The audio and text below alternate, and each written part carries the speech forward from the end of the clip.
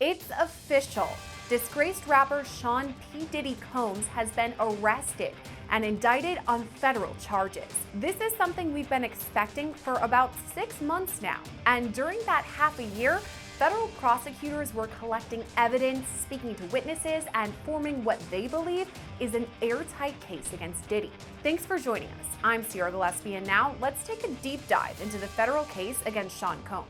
To understand where we're at now, we have to head back to November 2023, when Cassie Ventura, or the singer Cassie, filed a civil suit against Diddy. They'd been in a relationship for several years, and during that time, Cassie alleged Diddy was physically and emotionally abusive, that he forced her to carry illegal weapons and even forced her to have sex with prostitutes. Cassie filed this civil suit under the New York Survivors Act, meaning that any sexual assault survivor could file civil suit against their alleged abuser, regardless of the statute of limitations. The suit was settled just a day later, but the damage was already done.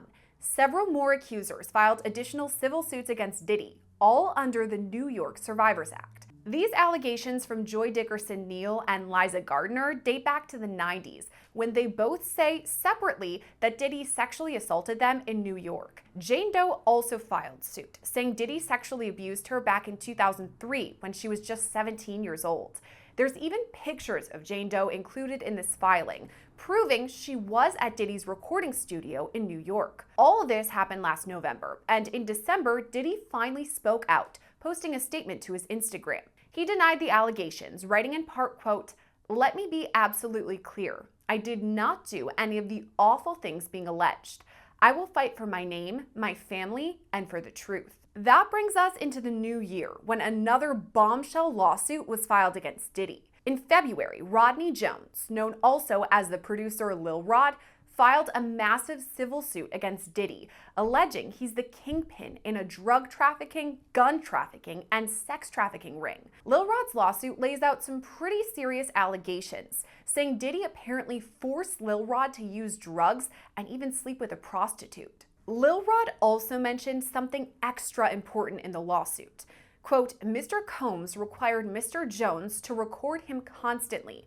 Mr. Jones has secured hundreds of hours of footage and audio recordings of Mr. Combs, his staff, and his guests engaging in some serious illegal activity." So we couldn't confirm it at the time, but we believe those video and audio recordings are what federal investigators were searching for in the raids on Diddy's homes. This happened in March, when the feds executed search warrants at his homes in Miami and Los Angeles. Back then, we couldn't even confirm that Diddy was the subject of those raids, but we made an educated guess. Okay, I know you're multitasking when you're watching our videos, and if you're running errands, listen up. I have to tell you about the free app Upside that gives you cash back on daily essentials. I now use it every time I pump gas. It's so easy to use and free, so why wouldn't I use it? All you have to do is download the Upside app and claim an offer for whatever you're buying. So you pay as usual and then just follow the steps on the app to get paid. It's that simple. To find out how much you could earn, click the link in the description to download Upside, or scan the QR code on the screen and use our promo code LCNews to get an extra 25 cents back on every gallon on your first tank of gas. If you followed our coverage over the past 6 months, you saw our dozens of reports with many expert guests all saying the same thing. It's not if Diddy will be charged, it's when. And now we've got the answer. On September 16th, Diddy was arrested and taken into custody after being indicted on 3 federal charges: racketeering conspiracy, sex trafficking by force, fraud, or coercion, and transportation to engage in prostitution. The indictment was unsealed on Tuesday, giving us a better look at Prosecutor's case. The charging documents come out swinging, starting right away, saying that for decades, Diddy abused, threatened, and coerced women and others around him to fulfill his sexual desires, protect his reputation, and conceal his conduct.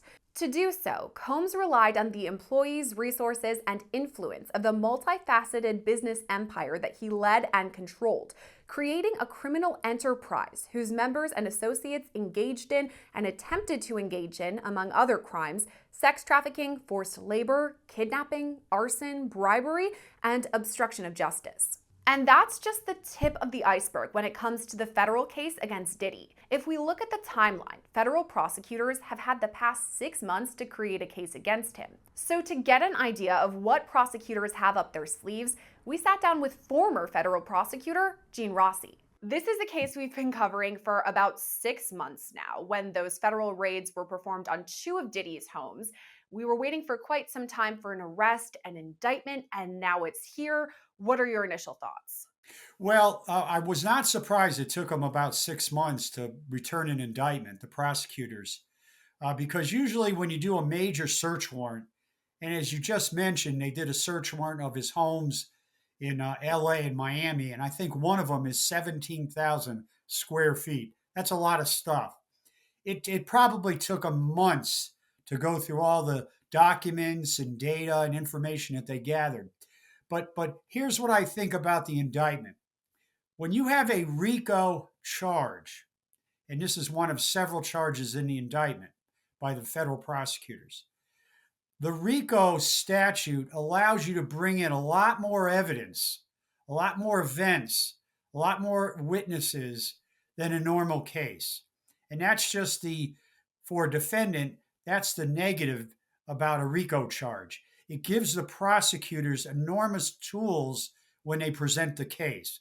The other charges, sex trafficking and things like that, those are important.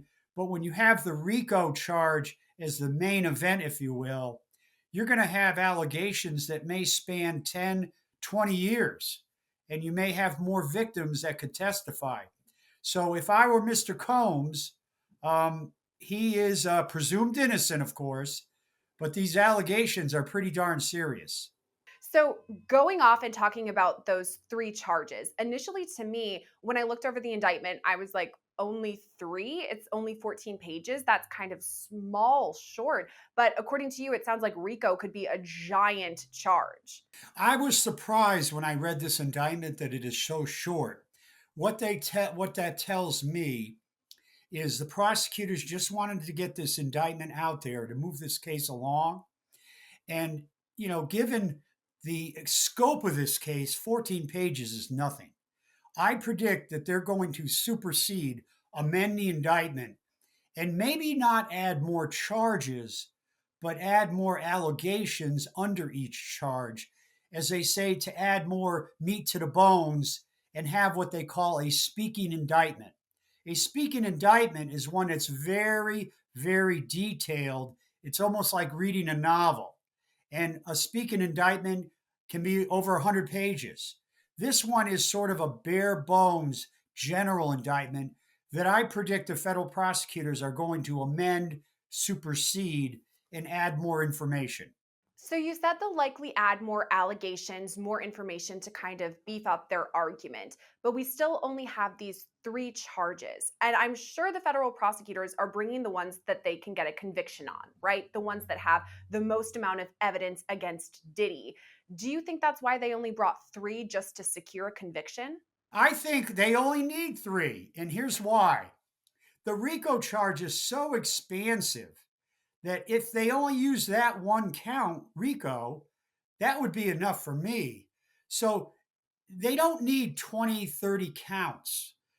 If they have three or four core good counts, that's enough because that RICO charge by itself is an extremely serious charge. One of the reasons I wanted to talk to you specifically is because of your history as a federal prosecutor. And I know we talked about the time frame, so about 6 months from those federal raids until now. Obviously, a lot of investigation during that time, but I'm wondering about the prosecution side of things. What were they doing during those 6 months to prep for their case? Locking in witnesses, collecting documents, utilizing the grand jury subpoena, sending agents out to do follow up interviews or initial interviews. They did a lot of legwork in addition to reviewing the information that they gathered from the search warrants. They moved pretty fast. I've had one or two cases in the Southern District of New York, and those prosecutors, they're top notch. They're brilliant. So they were working like beavers the last 6 months. Okay, and it's all about location too. How does it get decided where this is going to be held? I know you mentioned the Southern District of New York. We know that Diddy has homes in Miami and in LA. He also was in New York. So how do we decide where all this is going to be held? There was probably a big meeting in the U.S. Department of Justice main building where they got together all the U.S. attorneys' offices that may have what they call venue, where the events occurred, if you will, to allow under the Constitution to try that case. So I'm sure the U.S. attorney for L.A., for Miami, of course, the Southern District of New York, could have been other areas, other jurisdictions where some event occurred. Either an allegation occurred or documents went through banks. So there was a lot of horse trading, if you will. And I go back to 9 11. 9 11, of course, had the towers in New York City, and it had the Pentagon, which is in the Eastern District of Virginia. The Eastern District of Virginia finally got the case against Mr. Moussaoui, the 20th hijacker. There was a lot of negotiation because the Southern District of New York, where the two towers were hit, they were pushing hard to get it. So how did Southern District get it? Probably some events occurred there, and they had a good, strong lobbying campaign. Looking behind the scenes a bit, because you have a bit more experience in that realm than I do, were there conversations, do you think, between the prosecution and the defense? I know that Diddy's defense made a statement saying he had voluntarily moved to New York ahead of this around the time of the grand jury and he was being cooperative. But do you think the federal prosecutors were speaking with Diddy's defense? That's a good, Sierra, that's a fantastic question. I think in this case, the prosecutors probably did not bend over backwards to talk to Mr. Combs's attorneys to get what they call a pre-indictment plea, because they would be much less serious charges. I think in this case, given what I think is the scope of the allegations, and Mr. Combs is presumed innocent, of course, I don't think there were serious or significant plea negotiations. That leads into the next step in Diddy's indictment, the grand jury. Obviously, that's behind closed doors. We don't know what was going on there. But do you have any inferences of what might have been said there? Well, in front of the grand jury, they probably called agents to summarize the evidence. If they had a wobbly witness that they wanted to lock in, they probably called that witness. But in the grand jury, Steer, just remember, it's closed, it's sealed, with many exceptions, of course. And it's grand jurors can't talk about what goes on, and the prosecutors can't unless they get court approval. But they were probably gathering evidence with subpoenas, grand jury subpoenas, putting in certain witnesses, probably just summary agents, because you don't have to call every witness before a grand jury. Hearsay, the rules of evidence don't apply. So you can put in a lot of stuff, as they say, in front of a grand jury that wouldn't be allowed in a trial. Speaking about testimony, there are a lot of civil cases against Diddy, a lot of allegations. We have multiple plaintiffs, some high profile, like the singer Cassie or Lil Rod. Is it possible that they may testify in the coming federal trial against Diddy? Absolutely. And that gets to the RICO count. Because the RICO count allows so much in and doesn't really have any time limitations, you can bring in victims that may not have been able to bring criminal or proposed criminal charges. You can bring in their events under the RICO statute that may not, standing alone, been allowed in a criminal trial if it were just that sole count of, say, assault or rape or something like that. From here, I'm kind of wondering about the timeline because I know that federal cases usually move a bit quicker than state. But what are you thinking? I mean, we have this indictment now. When could this head to trial? This probably won't head to trial until maybe end of next year, probably, possibly in 2026. There's probably going to be an enormous amount of discovery. You're going to have motions. When you get a superseding amended indictment, that causes the trial date to be pushed back. So if you add additional charges or additional allegations under each charge, the court and the defense attorney will ask that the court push back the trial date. So if this case is not going to go to trial this year, and it would probably a 75% chance it will not go to trial next year. If I had to bet money, it's 2026. So, when it does come time for trial, what can we expect from prosecutors? First off, it's going to be an absolute zoo, and the trial will not be public. It's a federal case. They'll allow cameras, just for photos, but it won't be public. So you're going to have a circus outside this courthouse. I don't think he's going to plead, because if he were to plead, it would probably be to jail, significant jail time. He's not going to. He doesn't want to go to jail. So what's going to happen at the trial? You're going to have probably, as you just mentioned before, uh, multiple victims, alleged victims, maybe 8 to 15. Number two, you could have recordings that the victims have made, either phone calls or things like that. You could have a wiretap where they wiretap Mr. Combs' phone or a conspirator's phone. I'm speculating here. And of course, you'd have a lot of documents, photos, and things like that, most likely obtained from the search warrants. We know from these search warrants that there was a lot of information that was taken from multiple areas that Diddy lived. So they obviously have a lot of information. How is the defense going to combat that? What sort of case do you think they could bring? Well, here's the thing: when you have a search warrant, whether it's state or federal, the Supreme Court case law is so favorable to the government. The search warrant will not be suppressed unless you can basically prove that the agents who wrote an affidavit in support of the search warrant, willfully lied in the affidavit. So the fruits of that search warrant are not going to be suppressed. One of the biggest hurdles for a defense attorney in a criminal case is to contest what was seized during a search warrant. So if evidence is inculpatory or against Mr. Combs and it came from the search warrant, that's very powerful evidence. And it could be, I'm speculating, it could be videos that he took or videos that one of his alleged conspirators took. It could be photos, it could be documents, it could be, letters, things like that are in his handwriting or that he has adopted. That's powerful evidence if it's obtained by a search warrant. Talking about Diddy himself, we really haven't heard that much from him since these allegations broke way back in November of last year. He made one small statement and then he made one video after that video of him abusing Cassie was released. But other than that, we haven't heard much from Diddy. I'm wondering if and when this comes time for trial, if he would decide to testify and maybe take the stand.